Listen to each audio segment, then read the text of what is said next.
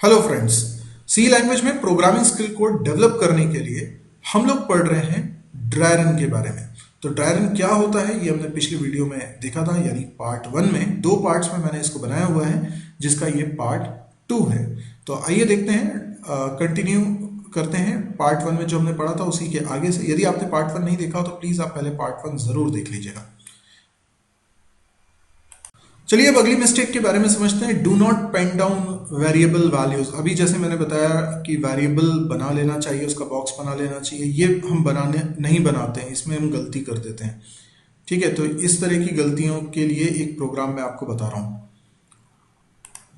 जैसे इसमें हम कोशिश करते हैं, इसमें बल्कि 2 मिस्टेक्स मैं आपको बताता हूँ कि एक तो हम ये वेरिएबल के नाम की वैल्यूज, वेरिएबल के नाम के बॉक्सेस नहीं बनाते हैं और उसकी रेगुलर वैल्यू अपडेट नहीं करते हैं, तो गलती होती है। दूसरी गलती इसलिए होती है कि हम ऑपरेटर का प्रेसिडेंस प्रॉपरली नहीं समझ पाते।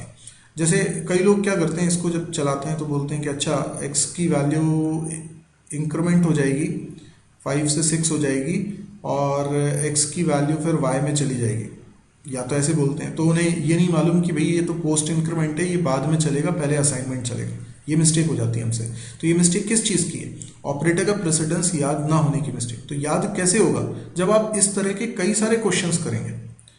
जब आप क्वेश्चंस करेंगे ना तो गलतियां होंगी आपसे, और गलतियां होंगी तो आपको वो याद रह जाएगा। बिलीव मी, इसके अलावा कोई तरीका नहीं है प्रेसिडेंस रूल को याद रखने का। और ये आप ज़रूर करें क्योंकि कैंपस में भी इस तरह के क्वेश्चंस बहुत आते हैं। ओके, तो यहाँ पर मुझे पता चला कि असाइनमेंट पहले चलेगा और इंक्रीमेंट बाद में, क्योंकि ये पोस्ट इंक्रीमेंट ऑपरेटर है। तो होता ये कि हम लिखते नहीं हैं, तो हम कुछ भी मिस्टेक कर देते हैं। हम सोचते हैं कि अच्छा x की वैल्यू y में चलेगी, 5 हो गया और फिर इंक्रीमेंट हो गया तो 6 हो जाएगा दोनों में, तो ये 6 आ जाएगा। अरे ऐसा नहीं है। आपको सबसे पहले क्या करना है, सबसे पहले बॉक्स बनाने हैं। जैसे मैंने बनाया एक x नाम के वेरिएबल के लिए और एक y नाम के वेरिएबल के लिए। इनिशियली जो वैल्यू रखी हुई है वो x में 5 रखी है, y में तो हमने कुछ रखा नहीं है, पर x में हमने 5 रखा हुआ है। अब इसको चलाते हैं। जब भी कोई ऐसा एक्सप्रेशन चलाएं जिसमें एक से ज़्यादा ऑपरेटर है, तो पहले ये तय कर लें कि कौन सा ऑपरेटर पहले चलेगा। तो पहले असाइनमेंट ऑपरेटर चलेगा, फिर इंक्रीमेंट ऑपरेटर। तो आप चाहें तो यहाँ नंबरिंग कर सकते हैं, जैसे ये पहले नंबर पे असाइनमेंट चलेगा और दूसरे नंबर पे इंक्रीमेंट चलेगा, तो इससे आपको सहूलियत हो जाएगी। जब आप असाइनमेंट कर रहे हैं तो x की वैल्यू y में रख रहे हैं। अब आप प्लस प्लस के बारे में ना सोचें, केवल असाइनमेंट के बारे में सोचें। तो x की वैल्यू 5 किस में चली गई?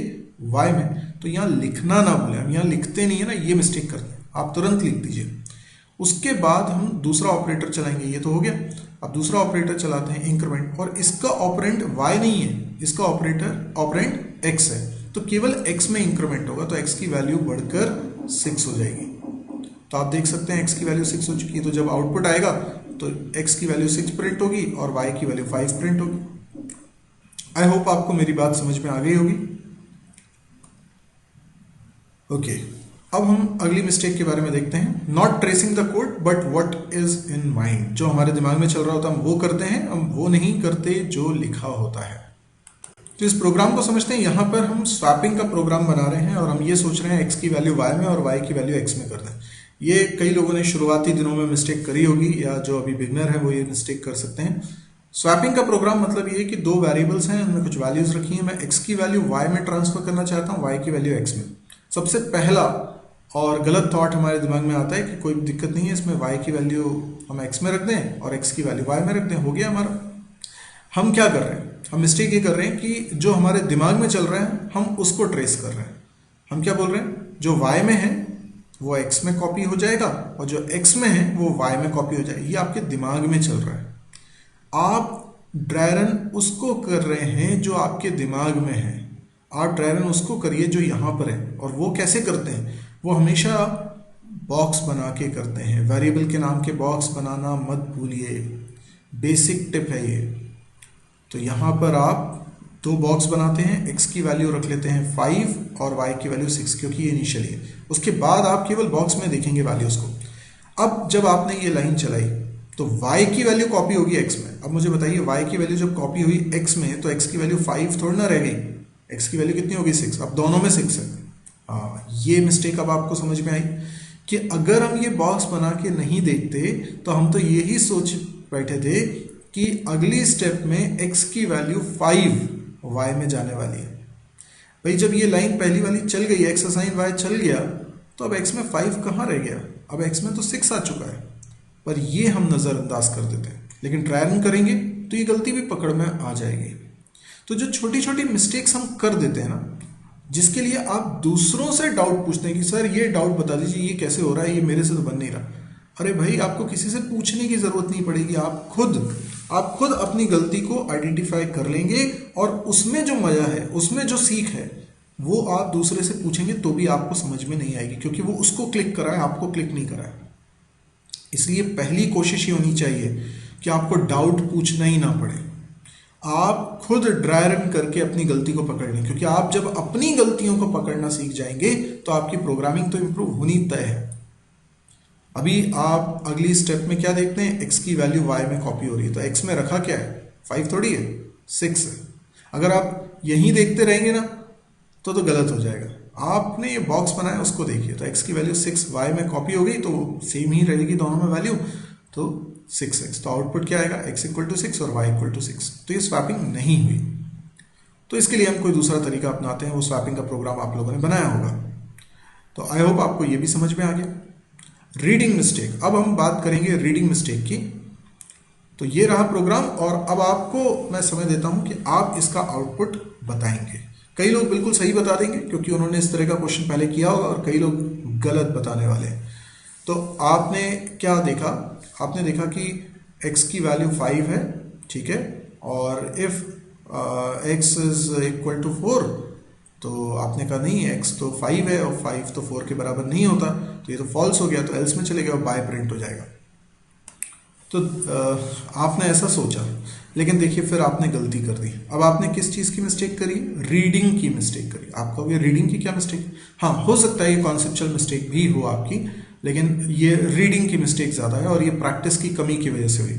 आपको फ़र्क मालूम होना चाहिए इसमें और इसमें। ये असाइनमेंट ऑपरेटर है, असाइनमेंट, और ये है इक्वल टू ऑपरेटर, ठीक है, दोनों में फर्क है। तो यहां असाइनमेंट हो रहा है, इक्वल टू नहीं हो रहा। यहां पर आप इसे इक्वल टू रीड कर रहे हैं ना, इसलिए आप बोल रहे हैं 5 इक्वल टू 4, ये गलत है। नहीं, आपको इसे रीड करना है x असाइन 4, मतलब ये जो x नाम का वेरिएबल है, इसके अंदर शुरुआत में 5 है, और इस लाइन के चलने से x में वैल्यू असाइन हो जाएगी 4, तो x में अब 5 नहीं रहेगा, बल्कि उसके अंदर वैल्यू आ जाएगी 4। देखिए इसके अंदर नई वैल्यू आ गई है 4।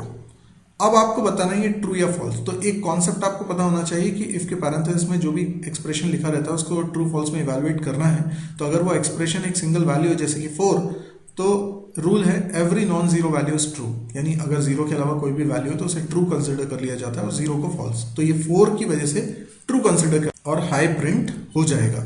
तो इसका मतलब हमें समझ में आया कि हम जो बाय सोच रहे थे कि बाय आएगा वो गलत है। तो इक्वल टू और असाइनमेंट ऑपरेटर, ये कॉन्सेप्ट की मिस्टेक हो सकती है, ये आपको पता था लेकिन आपको ध्यान नहीं रहा, आप भूल गए। तो भूल तो इसलिए गए क्योंकि एक तो रीडिंग मिस्टेक कर रहे हैं आप, है ना, और ये प्रैक्टिस की कमी की वजह से हो रहा है। ज़्यादा से ज़्यादा प्रैक्टिस करेंगे, खूब यूज़ करेंगे तो याद रहेगा। Got it. चलिए अब पुरानी गलती को हम सुधार लेते हैं और प्रोग्राम में थोड़ा सा चेंज करते हैं, और अब आपसे पूछते हैं कि इस प्रोग्राम में क्या आउटपुट आएगा। तो मे बी यहाँ पर भी आपसे रीडिंग मिस्टेक हो सकती है, लेकिन आप एक बार फिर से करके देखिए इसको ट्राई रन। तो आपने क्या कहा कि हाँ अब तो मैं वेरिएबल बनाऊंगा, x लिखता हूँ, x की वैल्यू 5 है, और क्योंकि यहाँ इक्वल टू लगा है इस बार तो आप बोलते हैं x इक्वल टू 4। अब तो ये फॉल्स होगा, फॉल्स होगा तो हम एल्स में आ जाएंगे और बाय प्रिंट कर देंगे। गलत। आपको नोटिस करना है ये सेमीकोलन, जो कि हम इफ के बाद नहीं लगाते हैं लेकिन यहाँ लगाया हुआ है। और जब यहाँ लगाया हुआ है तो आपने इसको रीड किया कि नहीं किया। अगर आपने रीड किया तो बहुत अच्छी बात है, आपको दिख गया। और आपको ये नोटिस करना है, क्योंकि अभी कई बार मेरे से स्टूडेंट्स ने डाउट्स पूछे, बोले सर हमारा प्रोग्राम हमने बिल्कुल सही बनाया है पर ये वैसा आउटपुट नहीं दे रहा है जैसा आप बनाते हो तो आउटपुट आता है। तो मैं देखता हूँ तो वो सेमीकोलन लगा होता है। तो ये सब चीज़ें आपको दिखनी चाहिए, इन सब चीज़ों को आप देखें। तो यहाँ पर सेमीकोलन लगा हुआ है, ये अगर आपने नोटिस नहीं किया था तो आप समझ लीजिए रीडिंग मिस्टेक कर रहे हैं हम। लेटर बाय लेटर हमें रीडिंग कर रही है, एक एक लेटर हमें आराम से देखना है कि क्या लिखा है। एक्स लिखा है, ये तो इक्वल टू लगे, ये 4 है, फिर पैरेंथेसिस, फिर सेमीकोलन, मतलब लेटर बाय लेटर रीडिंग करिए, आप उसे एज अ होल मत रीड करिए, ठीक है ना। तो ये मिस्टेक है, तो यहाँ सेमीकोलन नहीं आना था। अच्छा, सेमीकोलन आ गया तो क्या होगा, सेमीकोलन आ गया तो इसका मतलब है इफ का ब्लॉक यहीं पर खत्म हो गया। अच्छा, यहीं पर खत्म हो गया तो उसके बाद फिर एल्स अगर है तो इफ ब्लॉक के तुरंत बाद होना चाहिए, नहीं है, बीच में प्रिंटफ आ गया, तो एल्स गलत जगह पर लगा है, इस तरह की एरर आएगी, misplaced else error. Got it? Okay, एक और एग्जांपल देखते हैं रीडिंग मिस्टेक का। ये एक प्रोग्राम है जिसमें देखते हैं, पहले आप इसको ड्राई रन करके देखिए आउटपुट क्या आता है, आपसे बनता है कि नहीं बनता। तो कई सारी मिस्टेक आप इसमें कर सकते हैं, जैसे हो सकता है आप फिर वही गलती करें, आप वेरिएबल्स ना बनाएं। अब आप क्या करते हैं, आप बोलते हैं कि अच्छा ठीक है, इसमें पहले तो प्रिंट हो जाएगा एंटर अ नंबर, उसके बाद एक वैल्यू इनपुट हो जाएगी उसमें, जैसे कि 5 इनपुट किया तो 5 इंटू 5 हो गया, और y के अंदर चल जाएगा 25, प्रिंट हो जाएगा स्क्वायर ऑफ 5 इज 25। ये मिस्टेक समझ में आ रहा है? आप क्या मिस्टेक कर रहे हो, आप रीड ही नहीं कर रहे हो, आप रीड प्रॉपरली कर ही नहीं रहे हो। आप तो आपने प्रोग्राम बनाया ना, तो आप एज्यूम करके चल रहे हो कि आपने जो बनाया है वो सही बनाया होगा, इसलिए आपसे गलती हो गई। अभी आप एक बार फिर से इत्मीनान से इसको रीड करिए, आप ढूंढिए कितनी मिस्टेक्स आपको इसमें दिखती हैं। आपको क्या ये दिख रहा है कि आपने y नाम का वेरिएबल तो डिक्लेयर भी नहीं करा है? ओहो, ये मिस्टेक कैसे पकड़ में आती? अगर आप प्रोग्राम की शुरुआत में ही वेरिएबल्स के नाम का ब्लॉक बना लेते, गॉट इट? तो अगर आपने ये x नाम का वेरिएबल बना लिया होता ना, तो आपको ये दिक्कत जाती ही नहीं। क्योंकि क्या होता है, जब आप बोलते हैं एंटर अ नंबर, एक वैल्यू एंटर हुई 5, उसके बाद फिर आप यहाँ पे लिखते हैं कि चलो 5 इंटू 5 हुआ 25 और y में रखना है, तो आप इस पल में ये जरूर सोचते हैं कि y में रखना है तो मुझे अपडेट भी करना है, तो y नाम का वेरिएबल तो यहाँ बना ही नहीं। क्यों नहीं बना? क्योंकि यहाँ पर y डिक्लेयर्ड नहीं है, तो आपको गलती पकड़ में आ जाती है।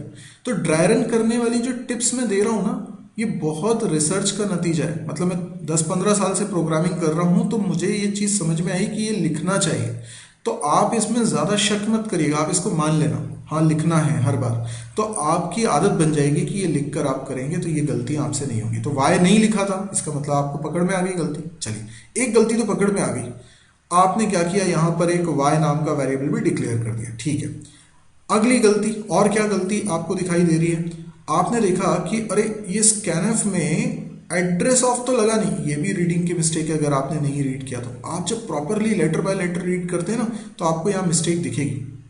आप लोगों ने इतनी देर में इसको रीड कर लिया होगा और आपने कई सारी मिस्टेक्स इसमें निकाल ली होंगी, तो शायद आप में से कई लोग थे जो ये पकड़ पा रहे थे कि यहाँ एड्रेस ऑफ नहीं लगा। तो आपको ऐसा लिखना होता है।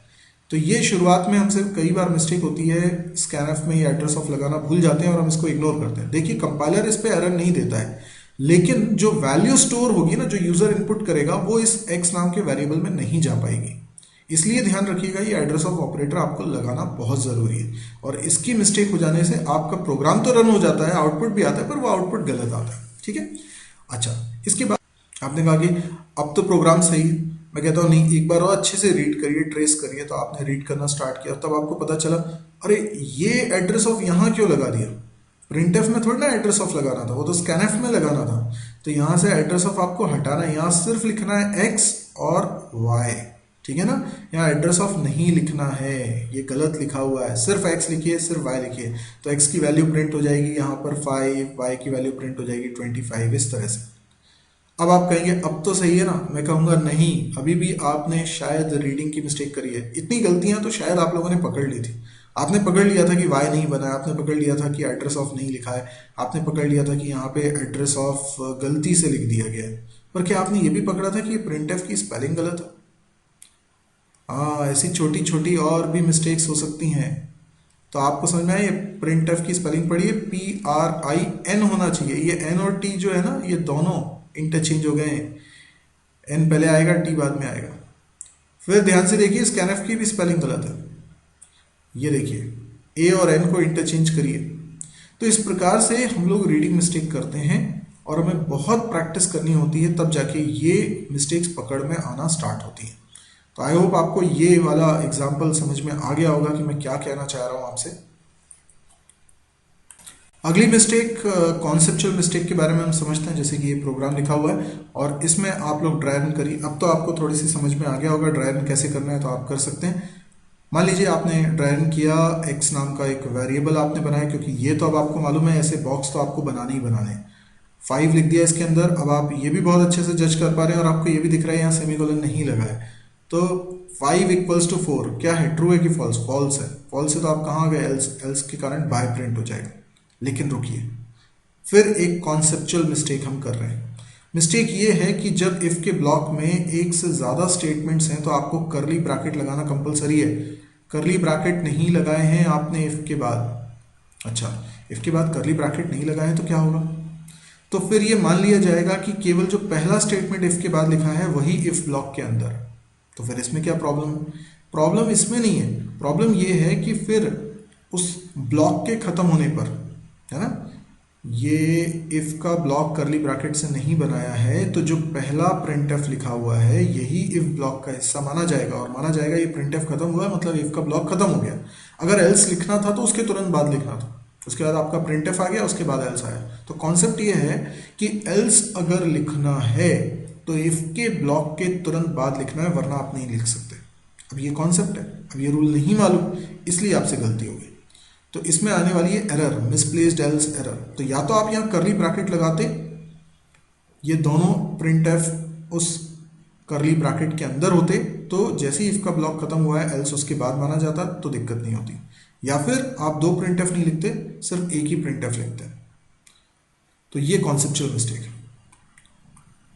तो कुछ मिस्टेक्स के बारे में मैंने आपको बताया और ड्राई रन कैसे करते हैं इसके बारे में भी बताया, लेकिन मैं कंक्लूजन में आपको कह देना चाहता हूं कि आपको हमेशा वेरिएबल्स के बॉक्स बनाने, हमेशा जब भी आप प्रोग्राम को ट्रेस करें। कई बार ऐसा होता है कि आप ओवर कॉन्फिडेंस में कि अब मुझे ज़रूरत नहीं है, ऐसा बिल्कुल ना सोचें। आप खूब प्रैक्टिस करें, आप लाइन को लेटर बाय लेटर रीड करें, कोई भी लाइन को स्किप ना करें, जंप ना करें। आप सीधे एक एक करके लाइंस पढ़ना चालू करें, चाहे टाइम लगे तो टाइम लगने दीजिए। अर्थमेटिक एक्सप्रेशन जब भी आप रिजॉल्व करें तो ऑपरेटर का प्रेसिडेंस ध्यान में रखें, क्योंकि उसमें अक्सर आपसे मिस्टेक होगी। और ड्राई रन करने के लिए टाइम दीजिए। अगर आपको ये लगता है कि ड्राई रन करने में बहुत टाइम वेस्ट हो रहा है तो आप इन्वेस्टमेंट और वेस्टेज में अंतर समझिए। आप जब ड्राई रन के लिए टाइम लगा रहे हैं तो वो वेस्ट नहीं हो रहा है, वो इन्वेस्ट हो रहा है, जिसका आपको फायदा मिलने वाला है।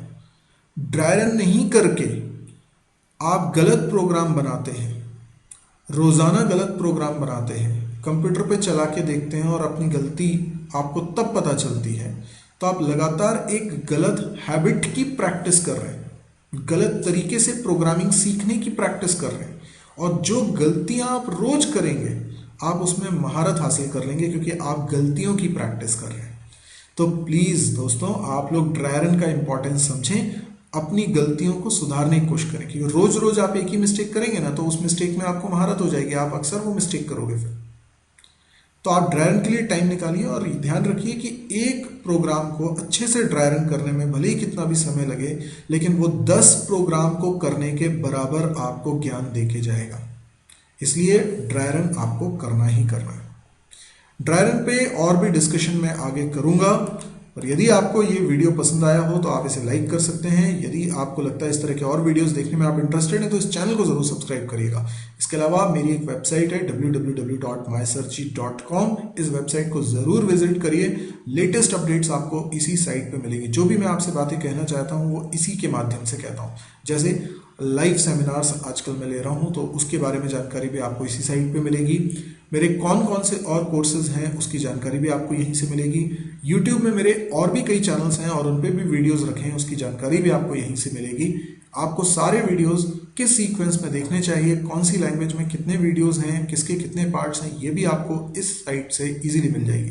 मेरे से कांटेक्ट करने की डिटेल्स भी वहाँ पर मौजूद हैं। आप मेरे क्लासरूम प्रोग्राम को ज्वाइन करना चाहते हैं तो उसकी भी जानकारी वहाँ पर मौजूद है। प्रोजेक्ट्स चाहते हैं या कैंपस प्रिपरेशन से रिलेटेड कोई चीज़ चाहते हैं, ये जानकारी भी साइट पर मौजूद है। साइट में वीडियोस हिंदी में हैं तो बहुत लोगों के काम के हैं, फ्री में है इसलिए और भी ज़्यादा काम के हैं। तो यदि आपको लगे कि ये बहुत यूज़फुल चीज़ है और बहुत सारे लोगों के काम आने वाली है तो प्लीज़ इसको शेयर ज़रूर करिए अपने फेसबुक वॉल पे या व्हाट्सएप ग्रुप में, या फिर आप मौखिक रूप से दोस्तों को इस वेबसाइट के बारे में बताइए।